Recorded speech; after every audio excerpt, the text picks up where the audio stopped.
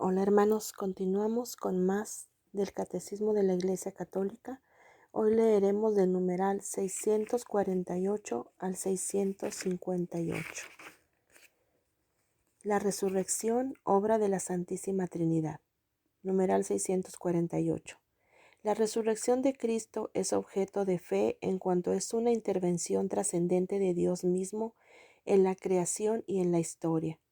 En ella, las tres personas divinas actúan juntas a la vez y manifiestan su propia originalidad.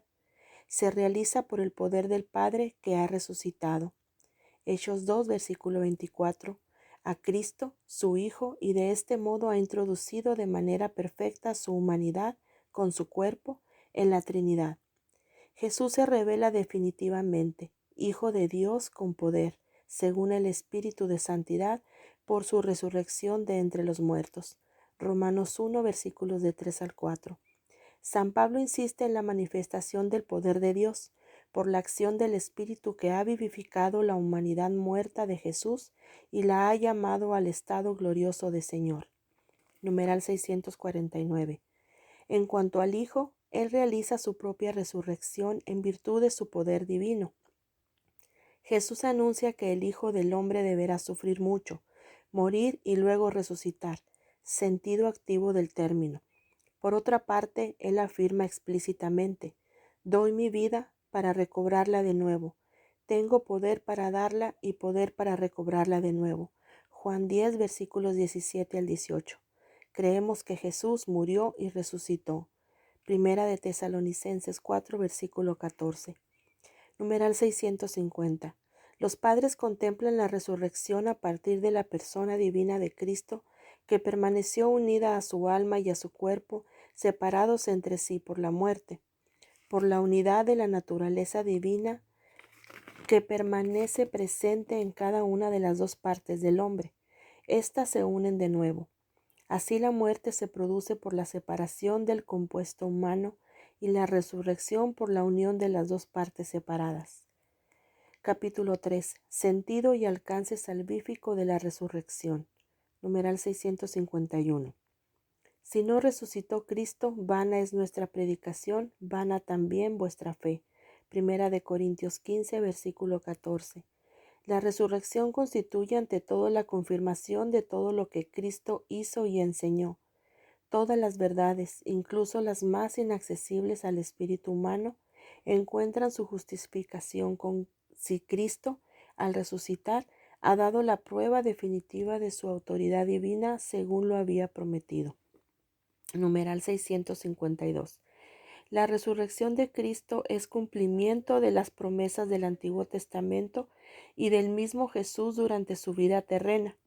La expresión según las Escrituras, Primera de Corintios 15, versículos 3 y 4, y el símbolo niceno-constantinopolitano indica que la resurrección de Cristo cumplió estas predicaciones. Numeral 653. La verdad de la divinidad de Jesús es confirmada por su resurrección.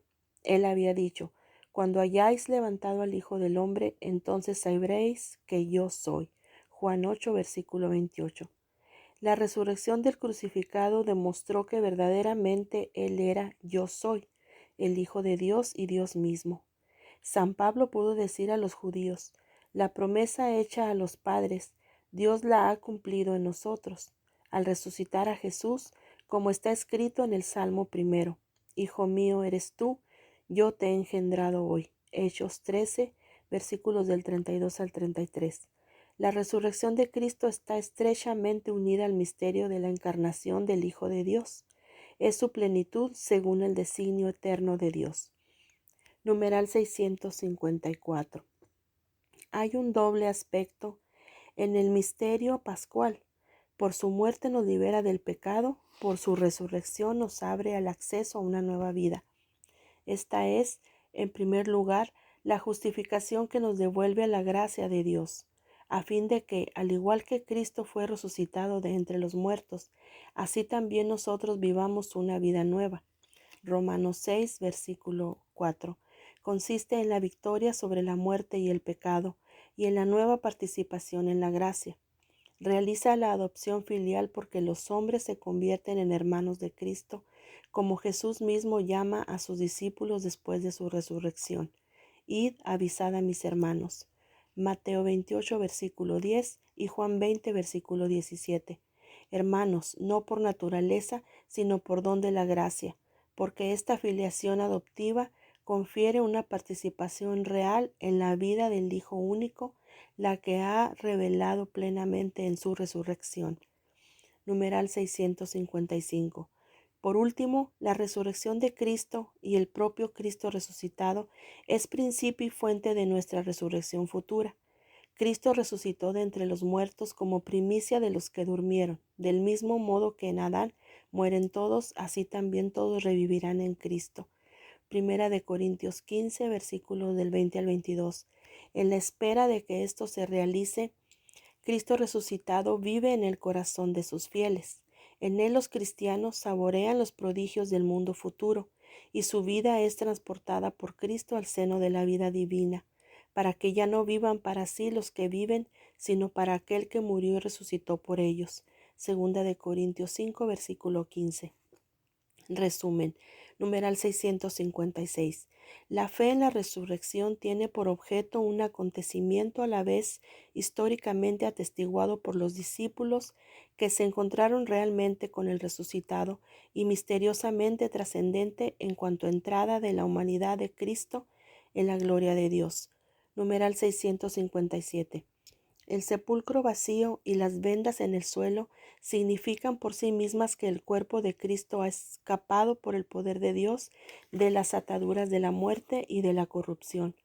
Preparan a los discípulos para su encuentro con el resucitado. Numeral 658. Cristo, el primogénito de entre los muertos, Colosenses 1, versículo 18, es el principio de nuestra propia resurrección, ya desde ahora por la justificación de nuestra alma, más tarde por la vivificación de nuestro cuerpo. Ok, hermanos, hasta aquí el día de hoy. Continuamos más adelante con más del Catecismo de la Iglesia Católica. Dios los bendiga.